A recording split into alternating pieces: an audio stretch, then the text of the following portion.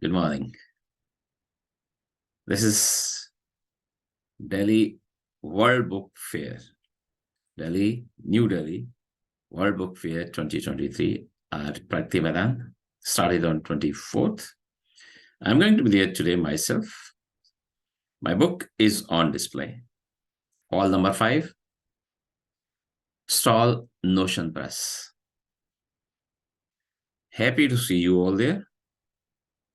But before leaving early morning, I'm inclined to read this review by M.L. Kabir. The review is long. I'll read it out to you.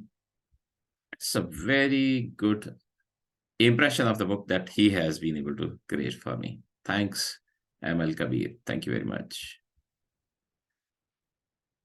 This is not a textbook, which I have said many times. These are my experiences, or these are theorems which we all can put to practice. Make these experiments. So here I go, as M.L. Kabir says about the book. As I start drawing on finishing touches to this point, on reviewing the book by Daman Dev Sood on organizational resilience, I see a Gmail notification flashing on my laptop screen from McKinsey Data Points, requesting me to join one of their surveys on organizational resilience. I consider myself lucky to have finished reading the book by Daman before that, and it gives me the confidence now to do justice to the survey, which starts with first para heading titled Resilience Matters. It would not be out of context here to admit that my interest in organizational sustainability has had a natural trigger for being involved and led a number of sustainability initiatives of my employer at the later part of work life in the organization, and also my curiosity into the aspect that what made my organization sailing and thriving through its more than 175 years of existence. This interest has gone on increasing in the last couple of years through the posts and communication by Daman on LinkedIn, through which I have remained connected and updated on this all-important subject of organizational resilience. I procured this book on Amazon, My Experiments with Organizational Resilience, Part 1, about a month back, and finished reading the same now about a week ago.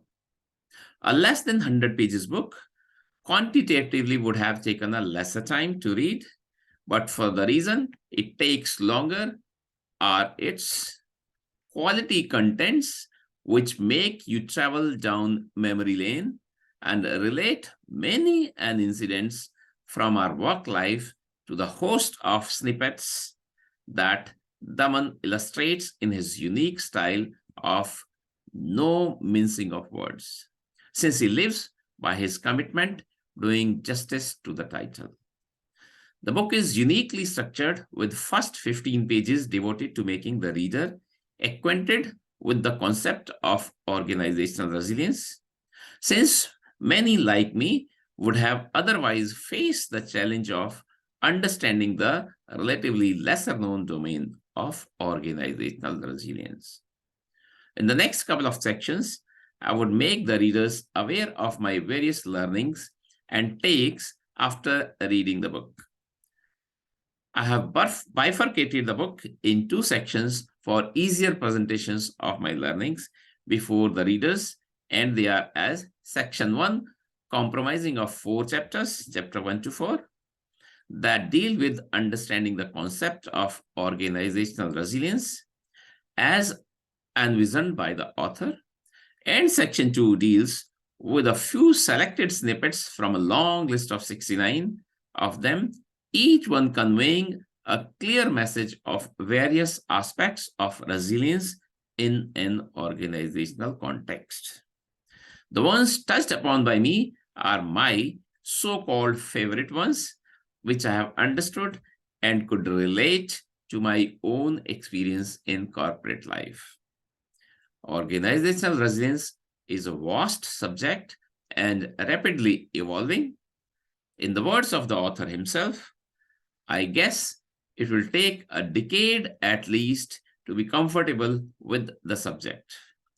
Only if one starts practicing now.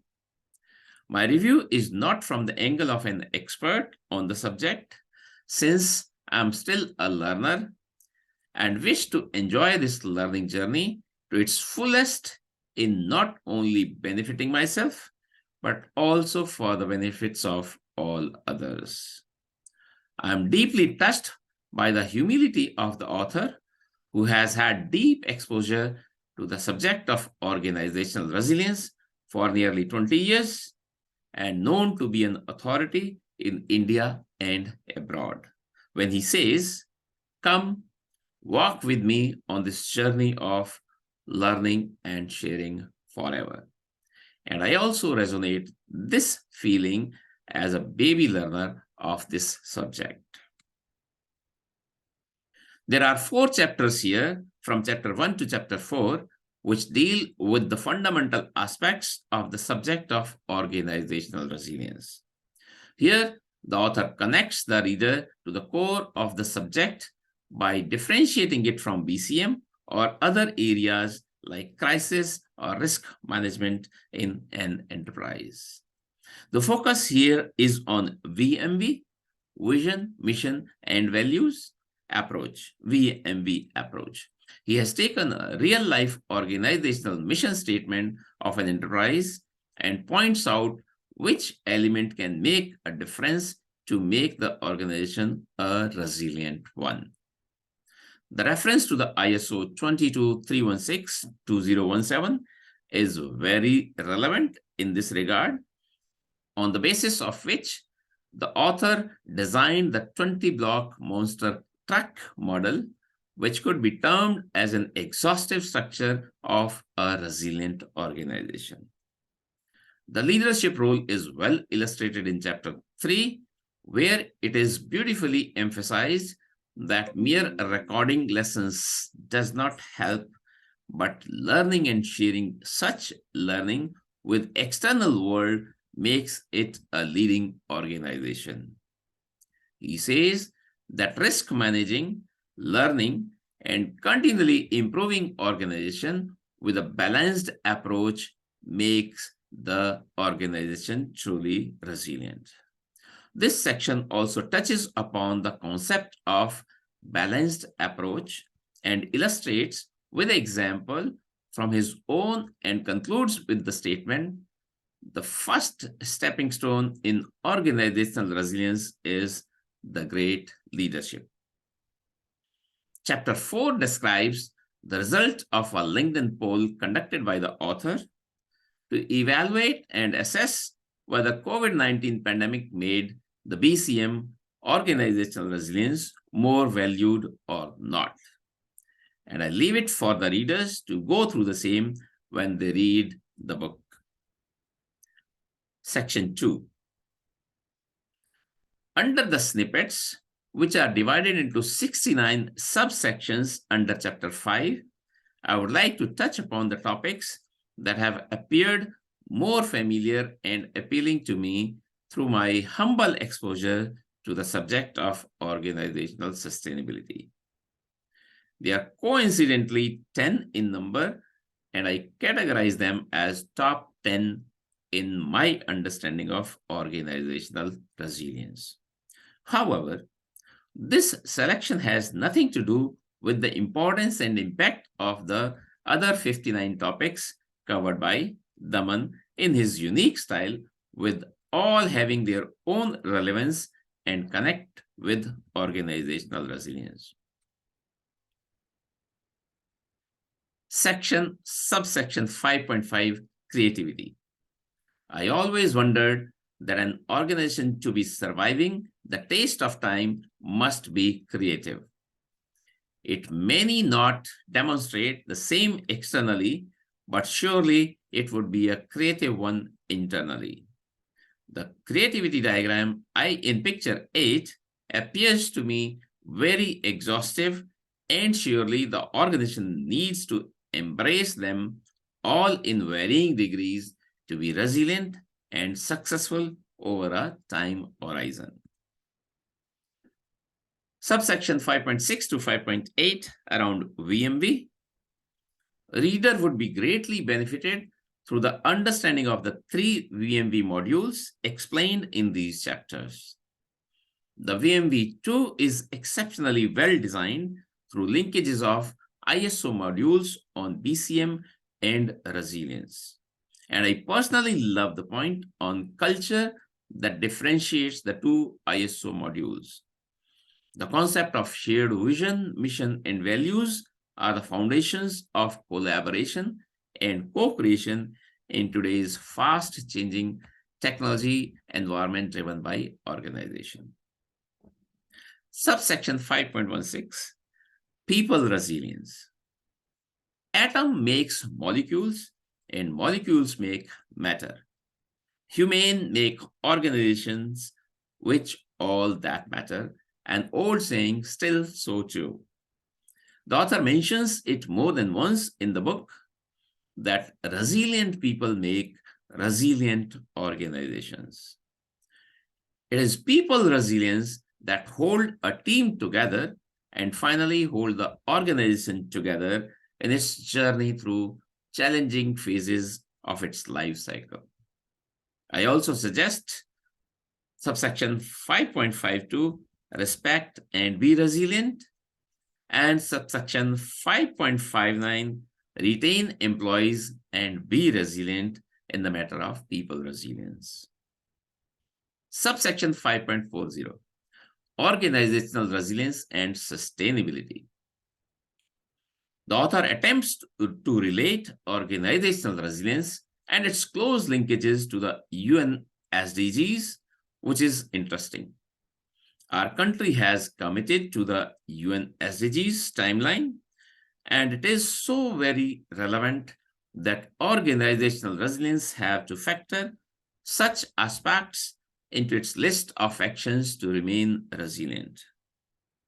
I would also suggest that the readers go through topic subsections 5.22 to 5.29, which deal with ESG and EHS topics in relation to organizational resilience, which would be a full circle in this regard to remain sustainable. Subsection 5.54, simplify and win. The organization with a purpose would be a resilient one. This chapter picks up a very important topic of connecting and redefining the purpose, and that too during the crisis time. The tips provided are absolutely apt and relevant under any given situation. Conclusion.